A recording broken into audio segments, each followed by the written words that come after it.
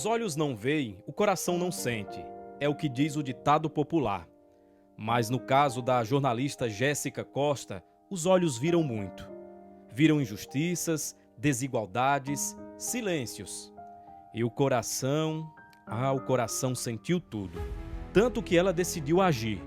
Criou um projeto jornalístico que transforma o incômodo em notícia e o sentimento em propósito. Ainda na faculdade, eu discutia com alguns colegas que também ajudaram a fundar o Olho Jornalismo, como é que a gente poderia fazer para o jornalismo que a gente queria praticar pudesse refletir no nosso dia a dia. À época era outro nome, o que os olhos não veem, que era justamente para ampliar a visibilidade das pessoas que são invisibilizadas pelo processo sociohistórico, né? Nesse caso aqui em Alagoas. A gente mudou de o que os olhos não veem para olhos jornalismo, justamente porque quando a gente pensa em olhos, a gente pensa em visibilidade, e é esse o nosso objetivo, amplificar as vidas e os fatos dos que são colocados à margem. O que seria apenas um projeto universitário logo se tornou uma trincheira de visibilidade.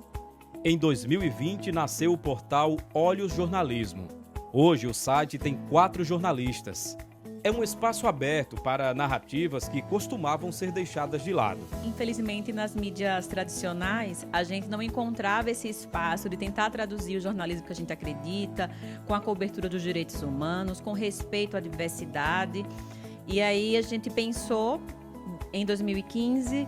e mais ou menos 5 anos depois, a gente conseguiu colocar a ideia em prática. Antes de empreender na comunicação, Jéssica trilhou um caminho ao lado de outra mulher que também decidiu criar seu próprio veículo, Graziela França. Diretora de conteúdo da agência Tatu, ela fundou o projeto ao lado de outros estudantes em 2017. A gente já vinha de um trabalho interno de jornalismo de dados, porque a gente tinha estudado, feito um curso durante uma greve que teve, então a gente já tinha esse conhecimento e sentia muito essa falta de trabalhar esse conteúdo de uma forma mais aprofundada, de ter um olhar mais crítico para esses dados, e algo que realmente não existia aqui em Alagoas. E Tatu é muito dessa ideia de escavação. Quando a gente trabalha com dados, nessa perspectiva do jornalismo de dados, uma das etapas é justamente essa etapa de escavar, de buscar esses dados, de ir mais a fundo nessa análise. Então, surge muito disso, fazendo esse vínculo com o animal.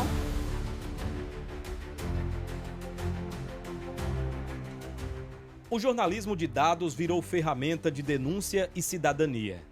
Entre outros casos, a Tatu mostrou maus tratos contra crianças, alertou sobre mudanças climáticas nas escolas e revelou a superlotação dos cemitérios públicos de Maceió. Reportagens que fizeram o poder público agir. Ao longo de vários meses, a gente fez solicitações via Lei de Acesso à Informação, coleta de dados, ficou muito no pé dos órgãos da prefeitura e de outros órgãos também, para conseguir os dados, e trouxe uma repercussão muito grande para esse assunto, com vários políticos, com órgãos fiscalizadores também muito em cima disso. Um ano depois, a gente trouxe mais uma suíte, né, dessa matéria, e a gente enfrentou mais dificuldade ainda para conseguir esses dados, que acabou resultando até numa ação com o Ministério Público. A gente teve uma audiência para discutir também a disponibilização dos dados. Então, tudo isso traz uma repercussão positiva, porque dá visibilidade ao assunto e, ao mesmo tempo, também impacta na vida dessas pessoas que dependem desse serviço. Empreender no jornalismo, especialmente sendo mulher, é lidar com a resistência do mercado, com o preconceito e com a falta de preparo em áreas que não são ensinadas na faculdade. A gente é ensinado a trabalhar para outros veículos, trabalhar para outras pessoas que já têm uma empresa. De forma alguma, a grade curricular toca nesse assunto de empreendedorismo, né? Da gente virar empreendedora, montar um site, uma televisão e algo do tipo. Então, eu acho que a primeira coisa é o acesso à informação e à formação enquanto empreendedora. Então, a gente vai muito aprendendo na prática. Eu enfrentei muitos desafios para poder virar essa chave e entender como é que o Olho Jornalismo poderia se sustentar. A gente pensando que o jornalismo seria suficiente, né? A nossa vontade de fazer um jornalismo diferente, de qualidade, inovador. E aos poucos a gente foi vendo que não era bem por aí. Então, realmente a gente precisou focar em aprender um pouco mais sobre gestão. E aí isso envolve diversas áreas, né? A parte administrativa, de recursos humanos, parte contábil, financeira, que é muito importante. E no meio do caminho a gente teve alguns programas, algumas pessoas que ajudaram muito nessa etapa, mas não vou dizer que é um desafio já superado, porque sempre aparece uma novidade, alguma coisa que a gente ainda não dá conta, assim, na perfeição que a gente gostaria, mas vamos aprendendo a cada dia. Na agência Tatu, homens trabalham sob a liderança de uma mulher e reconhecem o valor dessa condução. Porque a mulher traz aquele olhar mais sensível, né, alguns detalhes, então é muito bom, né, ter essa liderança na agência Tatu, porque além do trabalho jornalístico que a gente exerce, a gente acaba aprendendo um pouco mais a sensibilidade, né, algum aspecto daquela pauta que não tinha sido colocado. Então a gente, olha, será que não é importante isso também? Então, bacana. Então vem para acrescentar mesmo, para incentivar. Os olhos atentos dessas mulheres ajudaram a criar empresas de comunicação com propósito claro. Iniciativas independentes, plurais e que fizeram crescer o número de mulheres que ocupam posição de liderança em organizações jornalísticas. É o que confirma um estudo do projeto Oasis, realizado pela Sembra Mídia e pela Associação de Jornalismo Digital. A pesquisa mostra que das 164 empresas de mídia que já nasceram na internet no Brasil, mais de 80% tem pelo menos uma mulher entre os fundadores. 44% delas foram fundadas exclusivamente por mulheres. Aqui em Alagoas, nós temos um exemplo disso.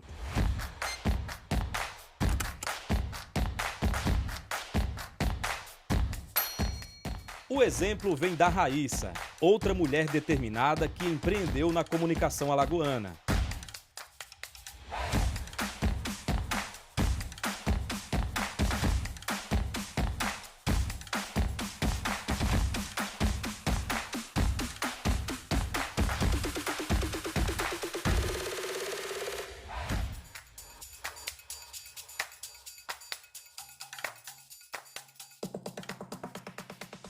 Raíssa é cofundadora e diretora de jornalismo da agência Eufêmia. Criada e gerida totalmente por mulheres, a Eufêmia produz um conteúdo que fala sobre elas, com elas e por elas. Inicialmente, o portal de notícias, ele surge em 2020, no ano da pandemia, um ano muito desafiador para a gente. E a gente queria contar a história de mulheres, a gente queria informar, a gente queria que essas mulheres soubessem dos seus direitos, soubessem todos os assuntos que atravessam esse universo feminino.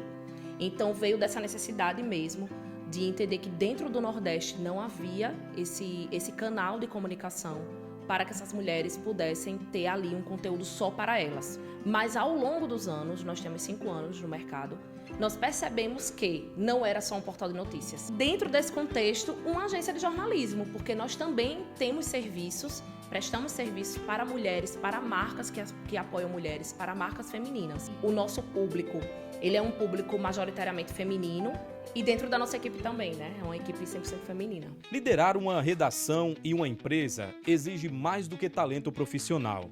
Requer persistência, estratégia e apoio. Acredito que caminhar sozinha a gente não consegue. A gente precisa realmente de outras mulheres, até porque cada mulher dentro da sua questão específica passa por coisas que todas passam, basicamente, né? Quando a gente pensa num contexto social, no contexto de violência, no contexto de machismo, no contexto de igualdade salarial, então a gente luta aí pelos mesmos direitos. E é muito importante dentro da Eufêmia a gente ter esse apoio feminino, sabe? A gente ter mulheres parceiras como a gente tem, porque elas conseguem fortalecer o nosso negócio compartilhando as reportagens, participando ativamente, sendo protagonistas também dentro das suas próprias histórias, porque na Eufêmia a gente tem até uma editoria chamada Inspiradoras, onde a gente conta a história de mulheres empreendedoras, por exemplo. Quantas histórias não foram contadas ainda e quantas histórias já foram contadas? E quando uma mulher se vê ali naquele lugar de, poxa, onde eu estou? No portal de notícias, que está falando da minha história, que está falando sobre mim, outras mulheres se inspiram. A gente já teve muitas coisas que aconteceram, por exemplo, de mulheres que não conheciam o ambulatório de endometriose. E a gente publicar, as pessoas falarem, eu não sabia. E assim, irem lá a partir disso. Mulheres que, por exemplo, foram passaram anos vivendo uma situação de assédio, de violência, e que quando denunciaram pra gente, a pessoa foi presa, sabe? Então são tantos impactos que isso deve ser levado em conta. E quem consome o conteúdo da Eufêmia sente isso. A advogada Bruna Salles conheceu a agência de notícias nas redes sociais e nunca mais deixou de acompanhar. Eu sou advogada, advogo para mulheres, e o Eufêmia, para além de uma ferramenta de conhecimento, de trabalho e informação, é uma ferramenta de potencialização e transformação social.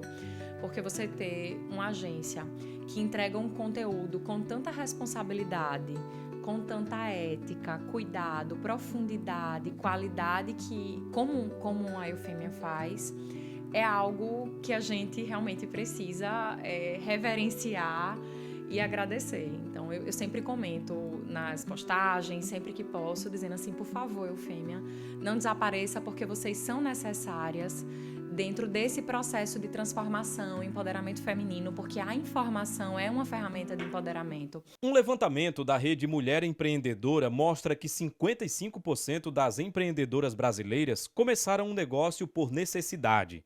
E muitas enfrentam dificuldades para formalizar, gerir e escalar as empresas. Porque as pessoas elas não estão acostumadas a enxergarem a mulher nessa posição de liderança. É sempre um homem que está liderando.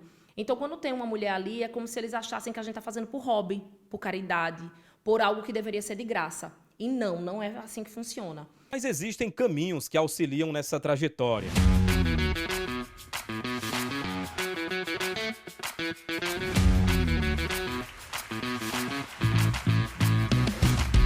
O Sebrae, por exemplo, tem consultorias e capacitações que são focadas nos desafios das mulheres. O Sebrae delas vem com essas capacitações, tanto para ensinar como precificar, como fazer o seu posicionamento digital, como estar buscando uma marca, dar um reforço nessa marca. Todos os pontos que um negócio tradicional tem, a gente traz também para a área de serviço.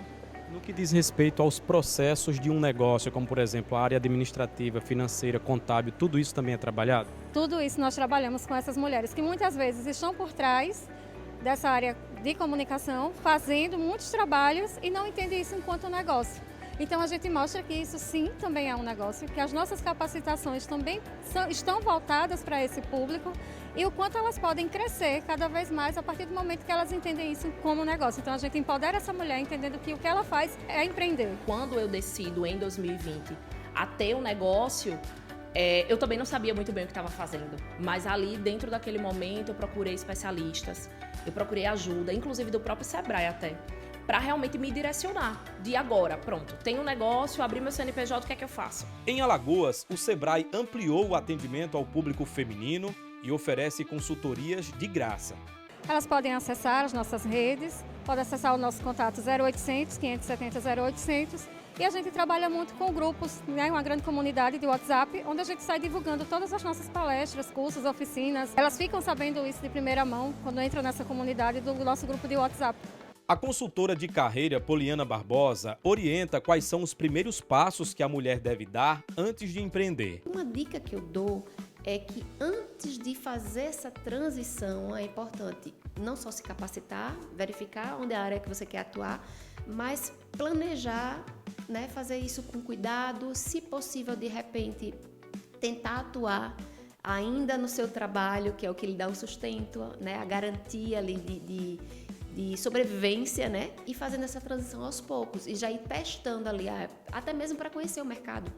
Outra questão, tem que conhecer muito o mercado que você quer atuar, então fazer pesquisas ali do que o público está esperando, qual o retorno que você vai ter. E Abdias, essa mulher ela precisa também unir forças com outras empreendedoras, né? A partir do momento que você começa a trocar informação com outras empreendedoras, de repente fazer parte ali de um grupo, trabalhar muito essa questão do network, ela começa a se fortalecer mais. Porque eu acho que a grande dificuldade, a maior de todas, na verdade, é o medo. É o medo de se lançar. É o sair da zona de conforto. E a partir do momento que você empreende, é você por você mesmo, né? Então você tem que largar, né, aquilo que é a sua segurança. E todos nós queremos segurança. Porém, para se destacar no mercado, para ser uma excelente empreendedora, vai ter que deixar de lado um pouquinho essa segurança, esse conforto, né? E se arriscar, porque sem riscos não há resultados. A especialista também recomenda que a contratação de equipe qualificada não deve ser vista como gasto. Essa mulher empreendedora, ela tem que entender que agora ela é uma empresária e vai ter coisas que ela não vai dominar. E ela vai precisar de ajuda, né? Buscar, de repente, ela vai ter que ter um contador, né? Ela vai ter alguém, de repente, para trabalhar na parte administrativa, enquanto ela faz a parte realmente estratégica da empresa. De repente, ela colocar alguém para ajudar a parte operacional. Não sei, vai depender muito do negócio. Você contratar alguém não é um custo, e sim um investimento, né? Você, de repente, contratar uma pessoa para exercer um papel ali, um trabalho que você não é capaz de fazer, é um investimento na sua própria empresa, que vai lhe dar ali um respiro, uma segurança, para você continuar focando naquilo que realmente você precisa focar. As histórias que vimos mostram que empreender na comunicação sendo mulher é, de fato, um ato de coragem, mas também de esperança. Em meio aos obstáculos vieram os prêmios, as conquistas, o reconhecimento. E, acima de tudo, o desejo de seguir em frente. A gente já ganhou diversos editais de prêmio, diversos editais também financiados por leis, como esse livro aqui, ó, que eu posso até mostrar para vocês, é um guia produzido pela organização Olhos Jornalismo, que a gente mapeou os estabelecimentos comerciais das periferias de Maceió que tinham relação com o campo. Então, esse guia foi financiado pela Lei Rouanet, e esse projeto trouxe uma grana, um dinheiro muito bom para a gente e foi responsável basicamente pelo nosso sustento durante o ano de 2024. 100% de satisfação em fazer jornalismo independente, digital, inovador. A gente inova muito nas nossas reportagens, nas nossas narrativas. Não há nenhum arrependimento de ter feito essa migração, de ter conseguido abrir a minha empresa, né, com muito esforço, com muito profissionalismo, dizer que é uma empresa e que a gente hoje não é a minha principal fonte de renda, mas é a minha segunda principal fonte de renda, e a gente está trabalhando justamente para fazer essa migração e em um determinado momento ser a minha principal fonte de renda. E eu acho que o melhor fruto disso é a sociedade que sabe o que a gente cobre e o que a mídia tradicional não cobre. Esse é o maior prêmio. A gente já conquistou vários prêmios, vários editais, várias oportunidades legais. A gente já palestrou também, falando do próprio empreendimento, então inspirando outras pessoas a também abrirem seu negócio. Mas eu acho que o nosso principal fruto é justamente esse, ter esse retorno da sociedade. Quando você fala empreender, já é desafiador. Empreender no jornalismo, um pouquinho mais. Enquanto mulher, eu acho que ganha ali um plus, mas que apesar de ser desafiador, é muito recompensador. Principalmente quando a gente consegue ver os frutos, os reconhecimentos ao longo dos anos. A gente quer, primeiro e fundamentalmente, ter uma cobertura local que seja de excelência, que chegue realmente nos alagoanos, que impacte na vida. Então, esse foi o nosso objetivo quando a gente fundou a Tatu e vai continuar sendo sempre. Mas a gente tem, sim, a intenção de produzir mais conteúdos para outros estados do Nordeste, porque a gente sabe que, como Alagoas tem essa necessidade, os outros estados também têm, e conseguir realmente garantir a sustentabilidade financeira, ter projetos de impacto na vida das pessoas que vão além das reportagens, sejam os aplicativos, as páginas especiais, enfim. Então, a gente quer que tanto Alagoas, tanto o cenário local como o cenário regional seja impactado pelas produções da Agência Tatu. Eu me vejo uma pessoa muito amadurecida, eu me vejo uma pessoa muito diferente, com um olhar muito mais sensível, muito mais humano, muito mais empático. E eu me vejo, assim, eu até me arrepio falando, mas é verdade, porque eu vejo, assim, que toda a minha trajetória me trouxe até aqui, sabe? E que eu só cheguei até aqui porque mulheres lutaram por mim, lutaram para que eu conseguisse estar aqui falando. Então, se eu hoje consigo proporcionar um espaço para que essas mulheres falem, para que essas mulheres sejam ouvidas e vistas, então é isso que eu tenho que fazer.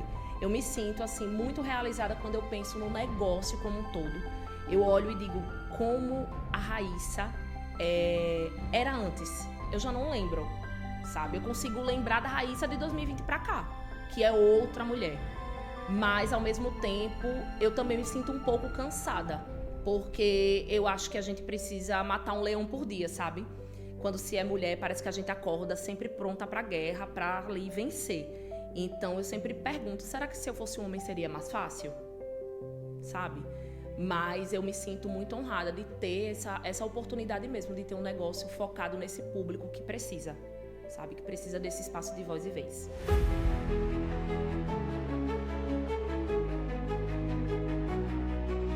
Três mulheres, 3 histórias que se conectam e uma só missão: comunicar com verdade, com coragem, com profundidade. Olhos que não se fecham diante do mundo.